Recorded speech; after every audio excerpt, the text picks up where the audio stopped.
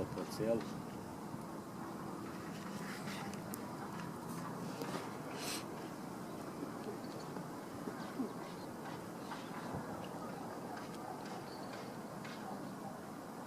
Ia du-te mai înapoi, mă, George, să filmezi și ce mai e acolo, mă. Pescar la... Măcar n-avem unul să punem să le arăți de mare.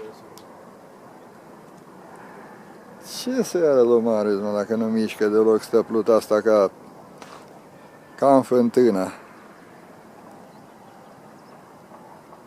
Vio, uită-te la mine să-ți fac un clișeu. Ce faci?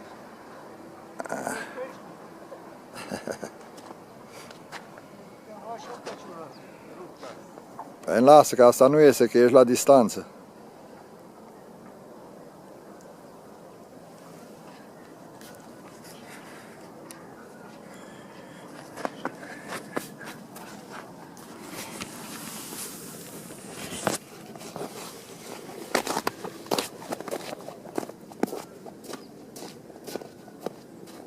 Uite acolo.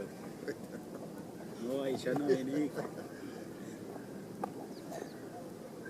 vezi când ți-o postau pe YouTube. Pescuit, pescarul lui pește. Știi cu plătica aia.